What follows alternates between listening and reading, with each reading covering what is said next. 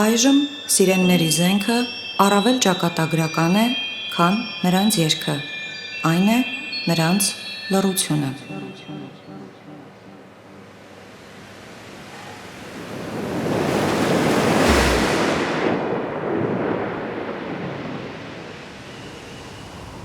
Ես մի քանի ժամ առաջ էի վայրեջք արել Կրաբի քաղաքի օդանավակայանում, և քանի որ ժամանել էի առանց որևէ ուղեբեռի, անկշիռ, ինքնամոռաց փետուրի պես, շրջում էի ափեզրին, ձուլվում էի ինձ հանդիպող ամեն մի ծառ ու ծաղկի, քար ու ավազահատիկի, իմ մեջ էի ներառում ահռելի ծովը ու ջրերի կանաչներից դեպի երկինքները ձգտող կրաքարե ապառաժները։ Մտքիս մեջ երգում էի, ինքս ինձ մենախոսում ու լռության քողից այն կողմ սիրենների երգչախմբին էի լռակցում։ Հանդիպման ժամը մոտենում էր։ Ըստ պայմանի ինձ 3 անձից բաղկացած խումբ էր դիմավորելու, ու քանի որ բոլորս միևնույն անանուն հոսքի անանուն փորձառողներն էին և վաղուց ի վեր անձնական լուսանկարներ շրջանառելու սովորությունից ազատագիր էինք, ոչ մեկս տեղյակ չէր, ինչ տեսք ունեին մյուսները։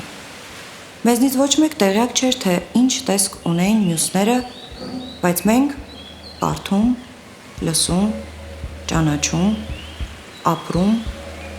զգում ու սիրում էինք իրար ըստ մեր ստեղծարար արդյունքի և կենդանության նշանների այլ դրսևորումների։ Մենք ապրում էինք աշխարհից դուրս աշխարհի մեջ, որտեղ ժամանակը կենդանի էր։ Խոսում էինք լռության բոլոր լեզուներով և հայտնի էինք որպես անհայտեր։ Մենք հիմնակմախքներ էինք, որոնք ներսից պատռելով երկուկես էին արել սեփական մաշկը ու վաղուց նրա սահմանները լքել էին։ Մենք էինք ու նրանք էին միաժամանակ։ Մենք կարծրաշխարհի ներքին քամիներն էինք, որ ճեղքելով փշուր էինք արել կարծր գոյության ուրվագծերը ու աղեղի անշեղ արագությամբ դուրս էինք ժայթքել այդ քարացած գոյության միջուկից։ Մենք դրսում էինք ու ներսում էինք միաժամանակ։ Մենք ապրողներն էինք։ Մենք կաշվից դուրս գոյության փորձառողներս առաջնության պսակը շնորհում ենք ստեղծարար ընթացքին ի հակակշիռ ստեղծողի կերպարանքի։ Այս պարզ մոտեցումը մեր հարգանքի նշանն է նախ գույնին, լեզվին ու հնչյունին, այնուհետ արարողին և արարման արդյունքը փորձառողին։ Մենք կաշվից դուրս գոյության փորձառողներս առաջնության պսակը շնորհում ենք անմիջական, դեմ առ դեմ մարդկային հարաբերությունների ձևին ի հակակշիռ պատկերներով պայմանավորվող հաղորդակցությանը։ Մենք նշանակալի կշիռ ենք տալիս մեր անանունության ազատությանը ժամանակներում, երբ անունը մրցավազքի գլխավոր պսակն է։ Անանուն փորձառողներիս համար կյանքի գին ունի անտեսանելի լինելու մեր շքեղ արտոնությունը, երբ տեսանելի լինելը ներկա հաշվառվելու գլխավոր նախապայմանն է։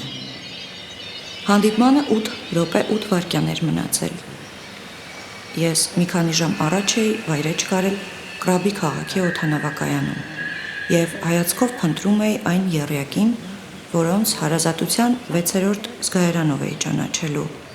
երբ ինձ դեռևս մանկության տարիներից նույնքան հարազատ մի ծիծաղի ձայն լսեցի։ Ծիծաղի ձայն, որ բեկեց ուշադրությանս ուղղության ընթացքը հիմնապես։ Այդ ծիծաղի հնչողությունը ինձ առնվազն 7000 տարի հետ տեղափոխեց դեպի մանկություն ու պատանեկության տարիներ։ Ձայնի կողմը դարձա։ Ջրի ալիքները պահպանել էին 7000-ամյա հիշողության բեկորները։ Ես մի ձեռքով կսմթեցի մյուս ձեռքս, ցավ զգացի, իսկական էի։